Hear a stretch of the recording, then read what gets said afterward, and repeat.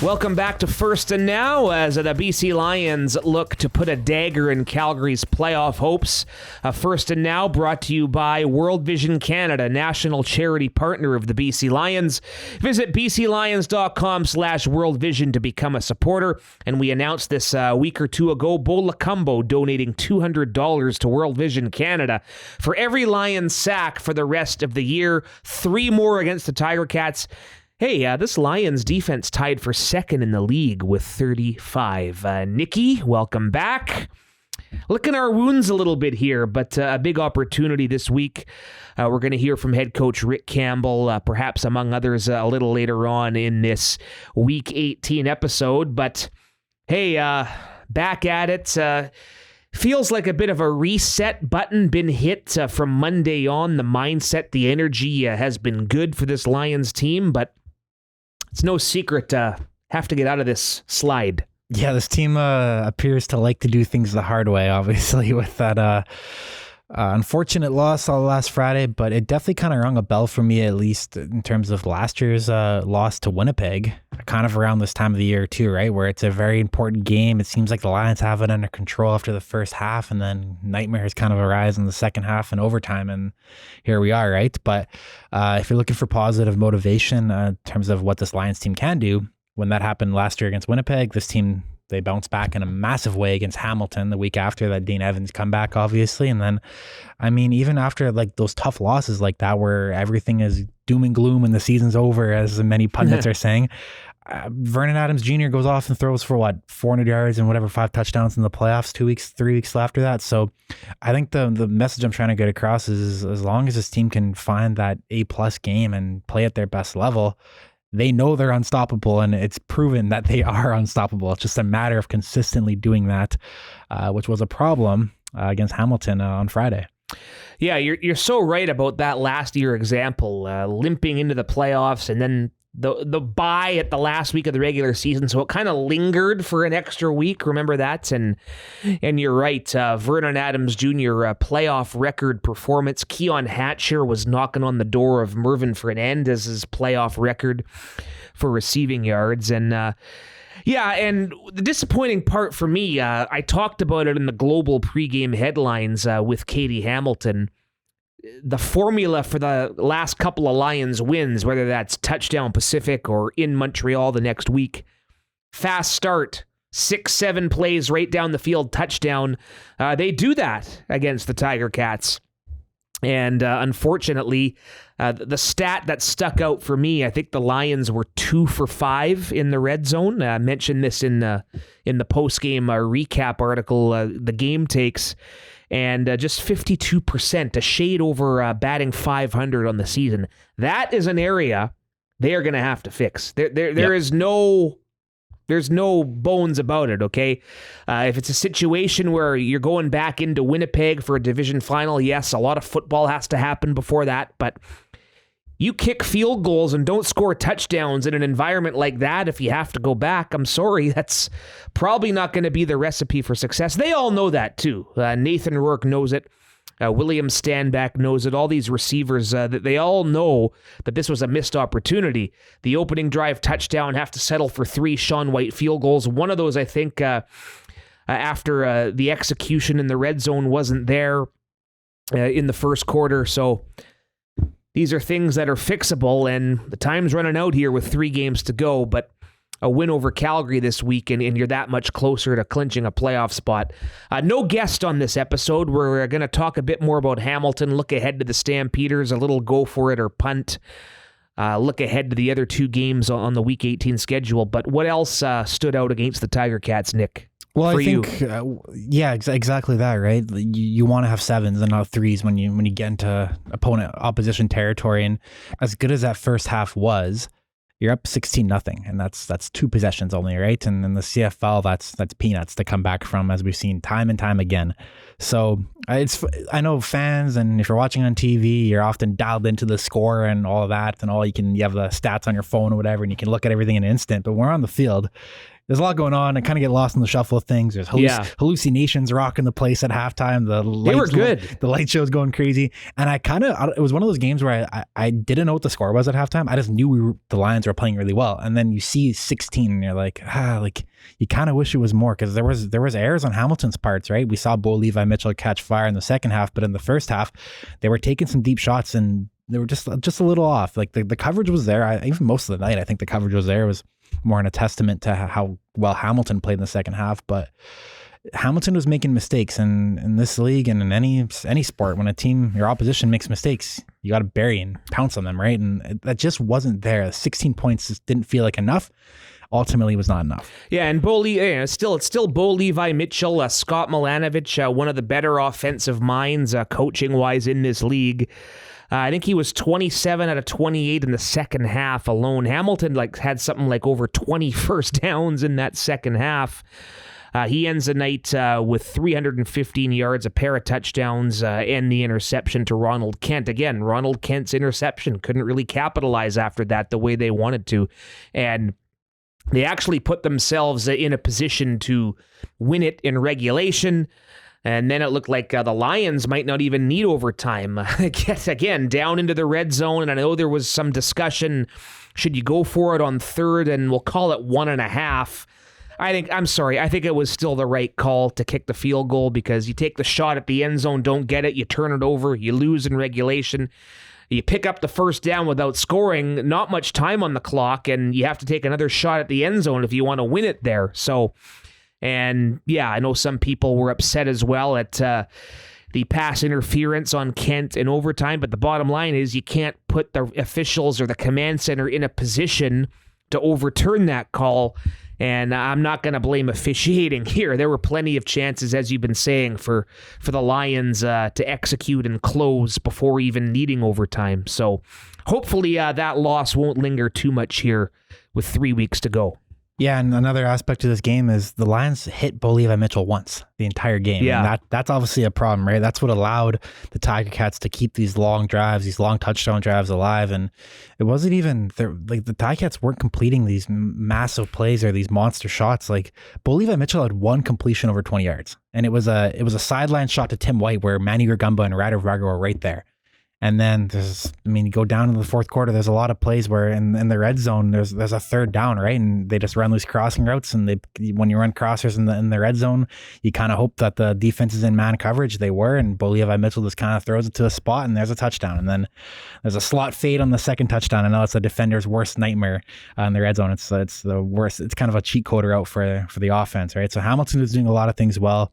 But it was right there. You think it does hurt that you were a yard and a half away on third down, and Rick Campbell. Obviously, I just want to live and die with whatever choices he makes, right? That's what this team has to do. This organization has to do, right? And play behind what your head coach decides to do. So, yeah, it was there in overtime, and unfortunately, I do like it. Both teams got a fair chance too, right? I think that's another thing we can add to this. I'm not really a fan of the NFL overtime. I like going the CFL. Like, the Lions got their chance, kicked the field goal, and the Ticats got a chance to repeat and got a touchdown. And it's a fair way to end the game, right? It's an unfortunate result, like you said. The Ronald Kent ticky-tack pass interference, tough spot to be in, but here we are. I'm gonna hold my thoughts on the overtime format. I think it's just fair. Like, both teams get a chance. Yeah, but a little too easy to score, in my opinion. The Bills-Chiefs game always comes to mind, where Buffalo doesn't get the ball in overtime, and it ends. Make a stop.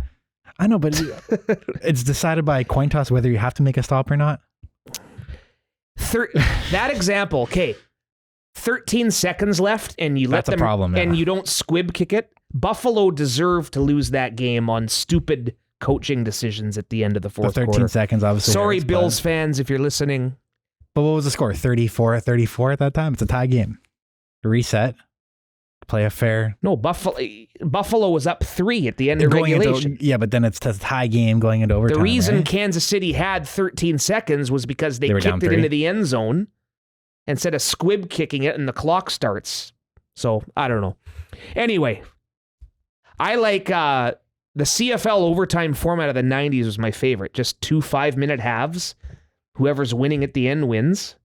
I don't mind that. Yeah, I just don't like that. I like Anyway, eliminate the coin toss aspect. We don't want to get in trouble with the competition committee and the rules committee. I don't. Like the You're rules, liking yeah. it. It's fair. Anyway, let's pretend. Let's let sleeping dogs lie, so to speak. Anyway, 3 games to go, like we've said. We're going to talk before we hear from Rick Campbell. We're going to have most likely 2 additions to the roster this week that weren't here at all last week. We announced the return of Dylan St. Pierre, a fullback out of the University of Ottawa. Spent all of last year on the practice squad, but did suit up for the Western Final in Winnipeg. David Mackey, not quite there yet, did not practice. We're not expecting to activate him in time for Friday against Calgary. So Dylan St. Pierre is going to get onto the roster. And this is something we haven't experienced in quite a few years, Nikki. A trade deadline deal in the den. Jeshrun Antwi, the running back, the drop kick specialist, I think many people call him. He's coming to the Lions in exchange for a 3rd-round pick in 2025. He's going to suit up. Lions are likely going to go with 3 running backs, Jordan Terrell behind William Stanback and Antwi coming on to the roster. So Canadian depth is the key here. This is a guy who has 61 games under his belt, rushed for a touchdown in Montreal's big Eastern Final upset in Toronto, had a catch in the Grey Cup, so has a Grey Cup ring, stellar career at the University of Calgary, won a Vanier Cup, played at another. They lost to Laval, I think. So Antwi is a BC Lion, and along with St. Pierre, are going to get into the lineup.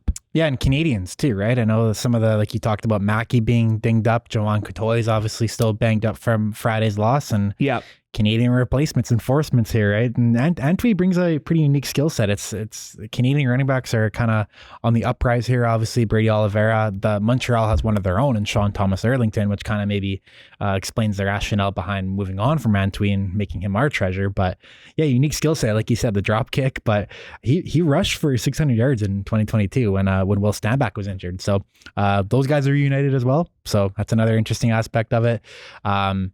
I obviously, I'm not going to pretend I'm an expert in this, but I've been told that Antwi's a really good pass blocker, so that's obviously a plus too. So that's always something you look for, it makes sense for the Lions. More the merrier. Get a bulk up for this playoff run, and it's gonna be nice to have Jeshrun back on the team here, and even DSP too. He got nicked up in training camp, right? And I think that's what led to his release, and he's healthy, ready to go, and ready to rejoin the team. So there you go. Official roster depth charts will be out Thursday morning, recording this late Wednesday afternoon. But refer to the injury report as well. As Nick, you mentioned, Jovan Coutoy also not practicing this week. Maybe you give him a week and make sure he's good to go for what will be a massive showdown in Saskatchewan next week.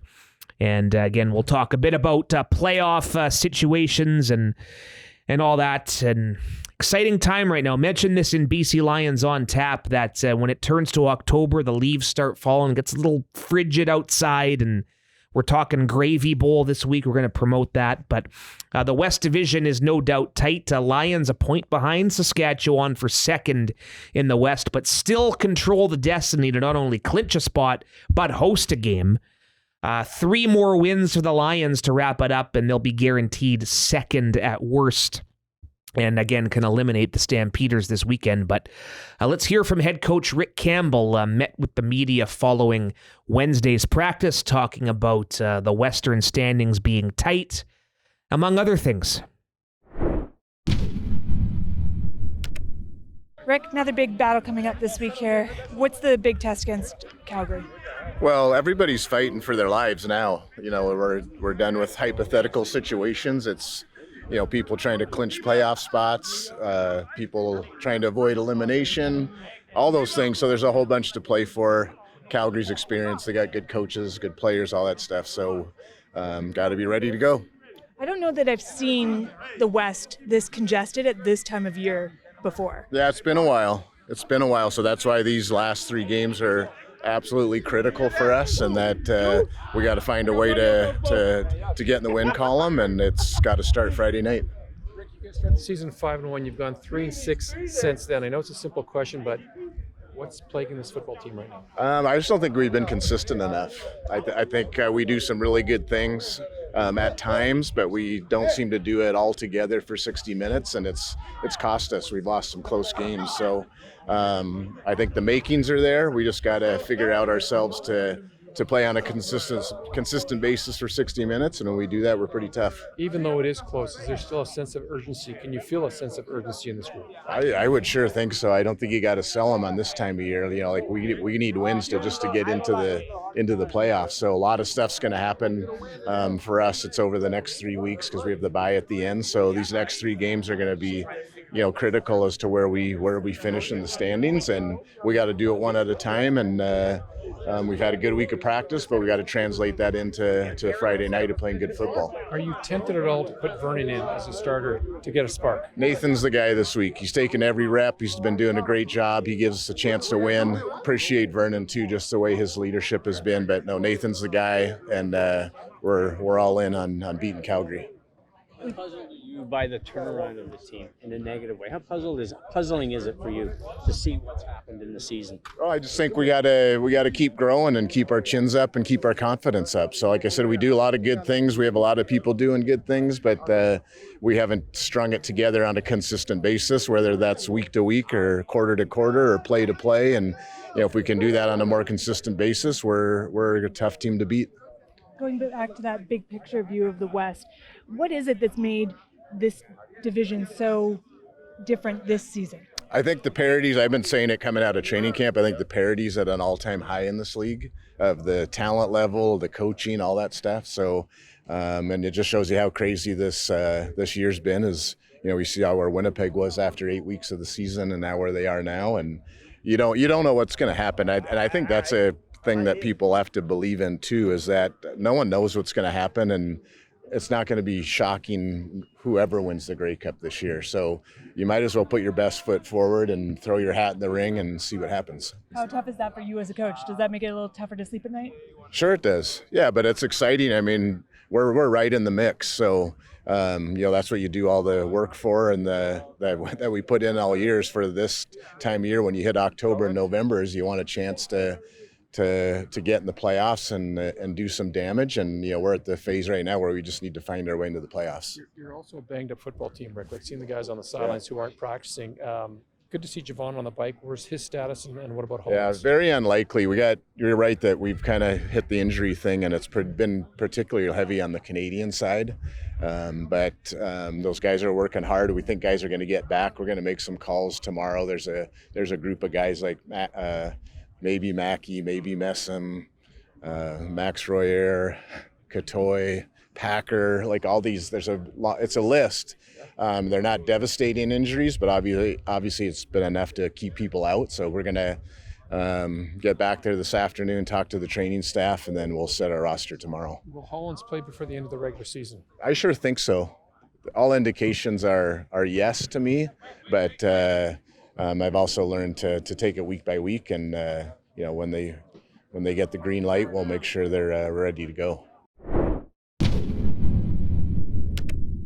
Always love Coach Rick, even keel, listening to his tone there. The sky is not falling, despite what some of those passionate observers might think out there, but they also know they have to get the job done. Yeah, I think the minute you start to show that the pressure is getting to you, then you're behind the 8 ball, as I say. And Rick's going to keep this team, like you said, even keel. Also some good updates on unfortunate updates, I guess, on Katoy, Mackey. One of the exciting things I thought Rick said was that Alex Hollins, Jay Janower, to kind of just hit him with a straight shooter question, saying, is Alex Hollins going to play in the regular season? And Rick said he's not ruling that out. So we've said week to week with him from the get go. But when I first saw that injury, I was scared. I was fearing that Hollins' season was over, and to hear that news that he could potentially be back in the next 3 weeks, that gets me excited, right? Because we see when Hollins is playing his best football, that's usually when this offense is unstoppable. So he can be the key to unlock this thing, and the fact that he's not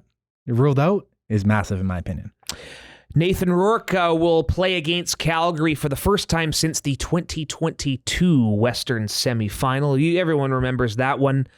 Lions controlled that game. He got his foot spatted up at halftime. Remember all that? That was like the number one topic in his post-game press conference that day. Limping away, yeah. Yes, Nathan Rourke on getting another opportunity to get his first win at Save on Foods Field since that very day in November 2 years ago.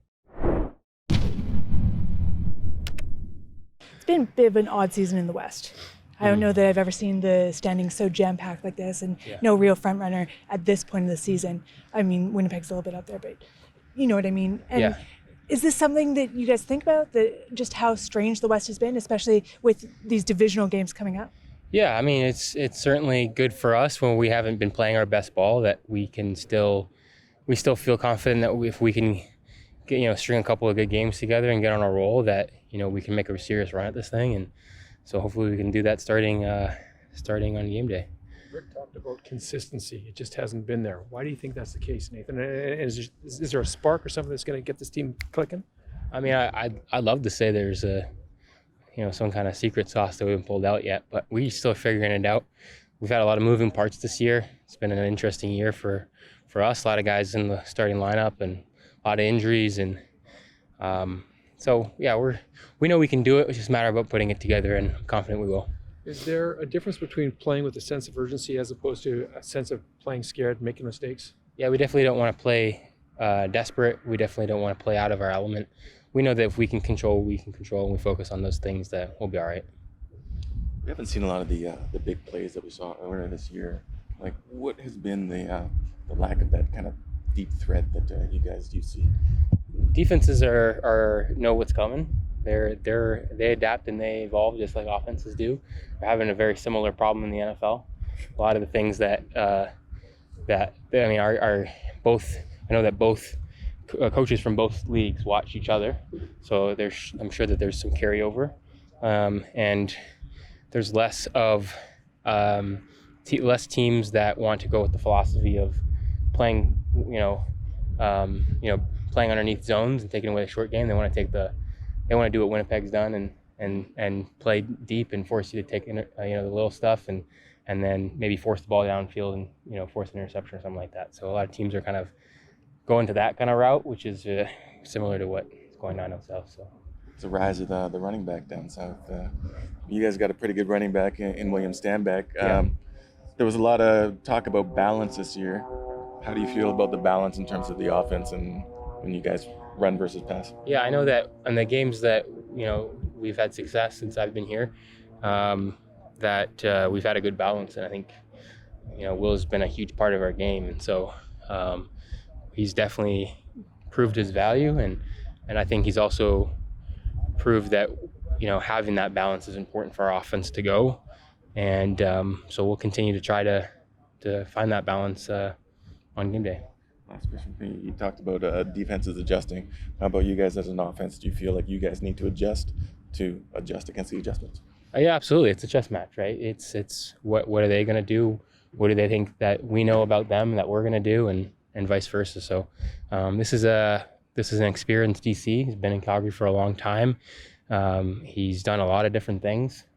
His philosophy has kind of changed depending on who he's playing. He's very smart, and he's coaching his players well. And so he's going to come with a game plan, and we're going to have to be able to figure it out and adjust on the fly and ultimately just execute better than they do. Going back to what Gemma said, aside from Winnipeg, who's gotten really hot, I mean, can you look at these next 3 weeks, and if you guys catch fire, you can not only salvage the season but do something big? Yeah, I mean, that's the goal. I mean, I look at what Montreal did last year, where they caught fire at the end of the year. I mean, they started slow and they ended up figuring it out at the end of the year, and they ran that momentum all the way to the Grey Cup. So we'd love to be able to do that. I don't think we necessarily I don't think any streaks talks about starts with saying that we want to win 6 in a row. It's just a matter of going 1-0 this week, and that'll be our focus. All right. Speaking of even keel, Nathan Rourke just doing that. He's flushed the Hamilton game and sense a big breakout for this offense here. Yeah, I mean, a lot of questions about trying to unlock this offense, right, and its maximum potential. And I think it was Gemma that was asking him about Will Stanback and the season he's had and the balance of this offense. I mean, against a team like Calgary is allowing 6.5 yards a carry. That's one more yard than any other team this season. So Calgary has shown a consistent inability to stop the run. So I know Jordan Maximic and Tristan Dice and the coaching staff, they got to be aware of this. I mean, you can just run that damn ball with Will Stanback, Jordan Terrell, Jeshrun Antwi, Nathan Rourke, hell, anybody, right? Like Calgary's has proven an inability to stop the run. Nathan knows this, so that's got to be a key this week. But yeah, they just got to get it done. Whatever it takes to find that maximum potential, and it's there. Just got to consistently do it. That's kind of the message. Stanback, the honor roll recipient, highest graded running back. 3 games of the last 6 for him over 100 yards. He's over 1,000 for the 3rd time in his career. 2nd behind Mr. Oliveira in Winnipeg in rushing yards and yards from scrimmage in the Canadian Football League. We'll talk a bit about a couple other elements to this matchup on the field, but a reminder, it is our Gravy Bowl game presented by British Columbia Turkey, 7 o'clock, but the backyard party, 4 o'clock. Dwayne Vanneau and Jay McNeil, the 2 presidents, are going to duke it out with their knives. Going to be carving turkeys, at least. Need some context, yeah. Yeah, just making sure everyone's paying attention. There's a pie-eating contest. I might sign up for that. Can never go wrong with... I missed that one last year, so I got to get out there for that. It's all tented too, right? It's tented, so don't worry about the weather forecast. We said October, it gets a little dark, it gets a little gloomy. I love the Gravy Bowl, again, and... in the event of a Lions win, just be prepared for some fun on the field as well. If you're watching the game at the stadium or at home on TSN, kids tickets starting at $15. That's for 17 and under. $25 for accompanying adults, and whispers of some pretty cool Lions and Stampeders alumni members taking part in Terry Fox Plaza. We've talked a lot about offense here, though, Nikki, naturally. The defense, talked about Bo Levi Mitchell not getting hit too much. Jake Mayer is a guy, the Lions are going to need to reestablish a bit of a pass rush here and make him limited. That, to me, it starts up front. And if the Lions can play from in front, that's only going to plant some more seeds of doubt in the Stampeders' minds. As, again, they have to win just to keep their playoff hopes mathematically alive. Yeah, in this Calgary offense, they like to run the ball. They like to get rid of the ball quickly with Jake Mayer, right? That's why you look at the stat sheets and they actually have the fewest sacks allowed in the CFL. But I think a lot of that has to do with Jake getting it out quickly, high completion percentage kind of plays. But that hasn't really led to points or success for the Stamps, right? They're a bottom tier offense this season, so you got to keep that up, make them look like a bottom tier offense. And I think that starts, like you said, with pressure.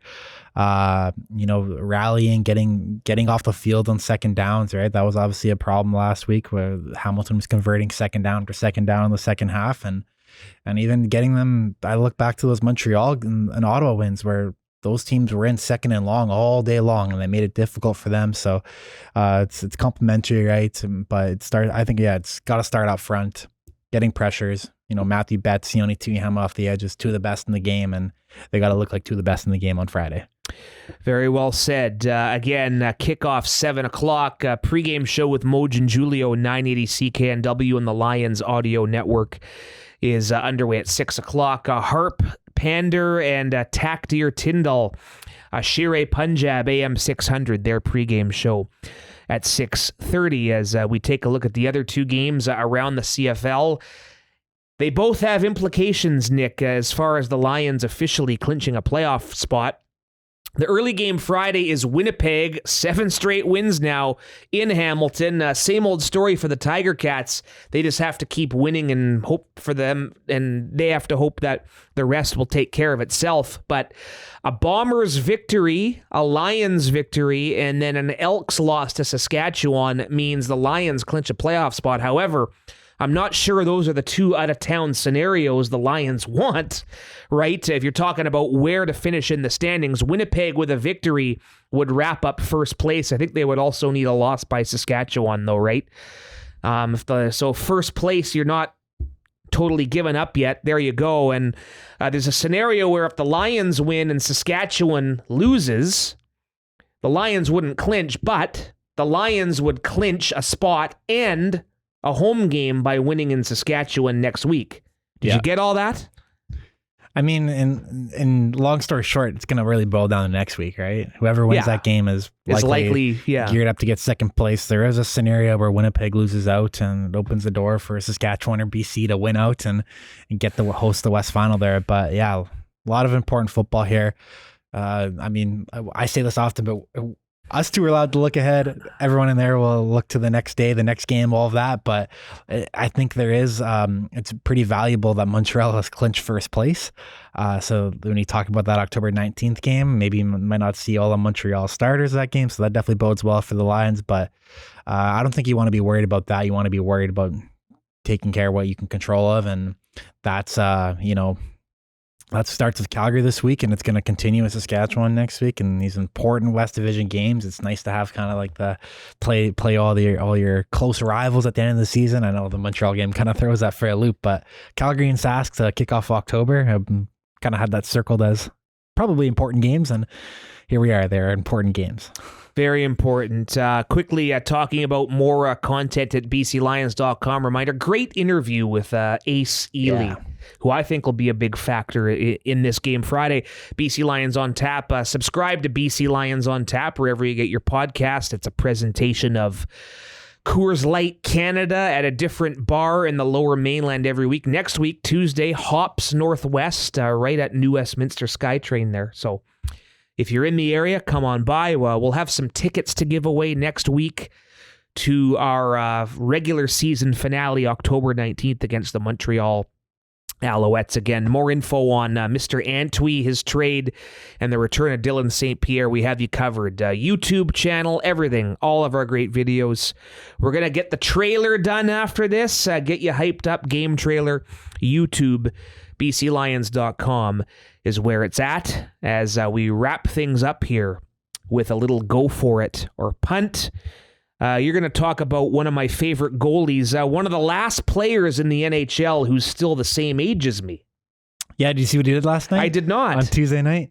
So he was not dressed, and he is Marc-Andre Fleury, one of the iconic, Hall of Fame goalies. He's going to be a Hall of Famer, right? He has to be. Gotta be. Yeah. I think he's like third in wins now or something. Or is he second in wins?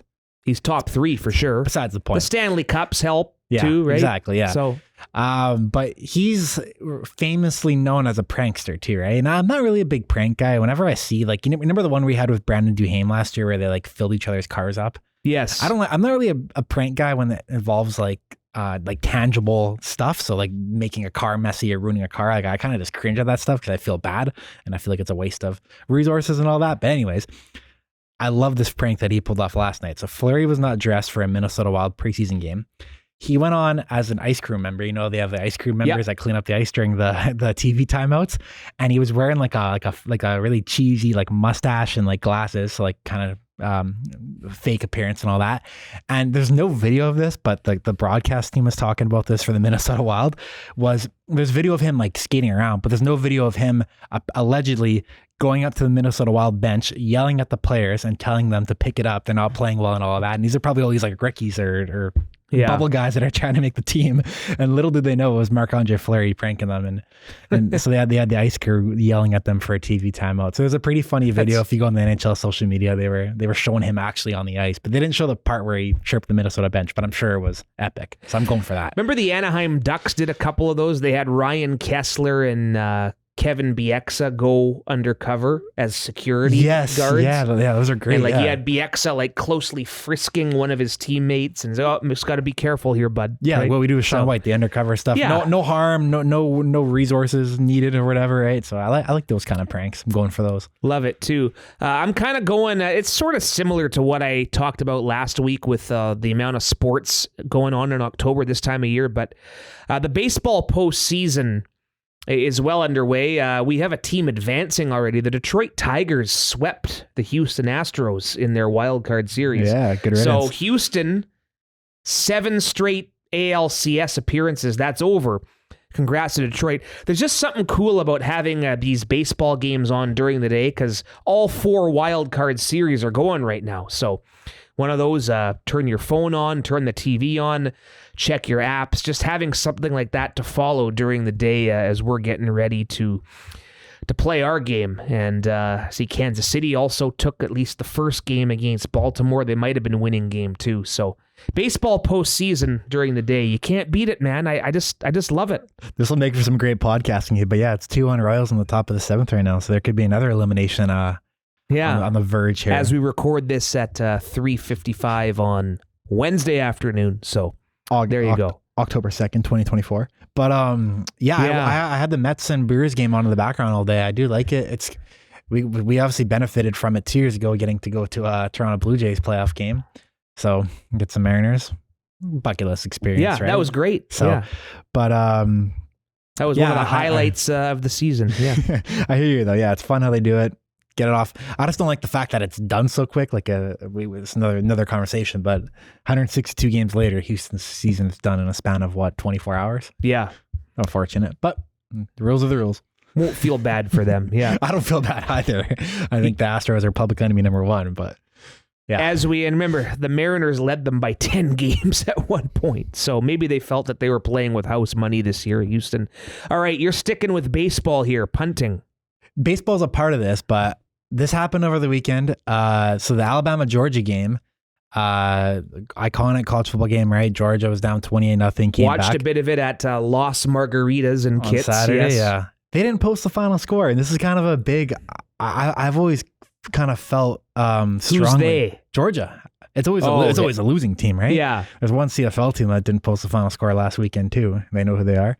I'll say that off air, but I know what you're talking about. Sponsorship or not, I know we have a sponsorship obligation to post the final score, but I think it's just the people kind of make a big deal out of it too, and I like to kind of join that army. And people don't people just tweet at them and say, "Oh, what was the final score?" Especially after a tough loss. Yeah, make fun of the example I have is the White Sox, who had one of the worst. Professionals. The worst ever. Yeah, right? Yeah. And they were making a lot of they were making fun out of it at least. They were making, I don't have a specific Well, example. I like what they're doing. There was one day a week or two ago where they simply posted for the final score, check the MLB app. Yeah, make fun, have fun with it, right? That's your job, right? Instead of just ignoring it entirely. So I'm punting teams that don't post the final score graphics for this week. And you know who you are. There we go. No, I know what you're saying. There was a report on NFL Sunday that Tom Brady was close to signing with the Chicago Bears in 2020. And can we just move on from that? He went to Tampa, won a Super Bowl. It was a great story. Led them to the playoffs again the next year. And then the next year after that, his last game was a loss to Dallas in the wild card round, was it? The Monday night game 2 years ago? Yes. Move on. He can only sign with one team, right? Vegas, right? No, I mean back then, yeah. Yeah. But he can't, he's a minority owner of Vegas, right? He is, yes. So that would... No, but I meant at the time he signed with Tampa, you could only go to one place. I don't know. We're just going to keep doing this what-if game until the end of time? Apparently, yeah. I don't know. Well, one of the what-if teams are Miami Dolphins, and if there's an NFL script, could you imagine Tom Brady signing with the Miami Dolphins this season? Yeah.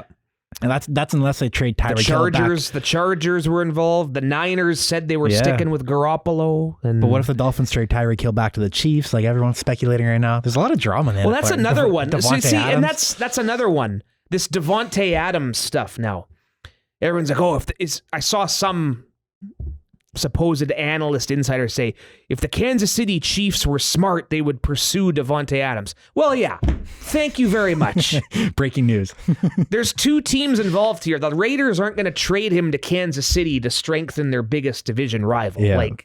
Just this whole, Anyway. Did you see Devontae Adams to leaked teams that he'd like to join, though? It's very predictable. The Jets? Yeah. The Cowboys? No, there's two, and the other one, it's a quarterback. It's the Saints, but I just find that funny because his quarterback in college was Derek Carr. That's what got him to the Raiders. Now Derek Carr is in New Orleans. Right. And then his former quarterback, Aaron Rodgers, in the Jets. So Devontae Adams just wants to play with his buddies is what I take from that. There you go. Can't fault him for that, but yeah. Have some fun with So-and-so must make a deal. Yeah, okay. Takes two to make a deal, right? I hear every NFL team is interested in Tyreek Hill. That's what I'm hearing. That's what you're getting at, right? You remember that year Dez Bryant was a free agent? He got cut by Dallas, and You wouldn't think Des Bryant was probably a top 10 receiver anymore, but then all of a sudden it's like, oh, where's he going to go now? Yeah, it's like the OBJ sweepstakes lately. Yeah, same exactly. thing, Yeah. All right, first and now. Great episode today. A lot of topics to kick around. Gravy Bowl Friday, 4 o'clock, backyard party, tented Terry Fox Plaza, pie eating, turkey carving, Thanksgiving themed menu. Did we mention $5 Molson Coors beverages for those 19 and over? Hey, famous players band too, I'm seeing returning. Yeah, famous players, right? Love it. You know it's big. All right, first and now, a presentation of our good friends at World Vision Canada, the national charity partner of the BC Lions.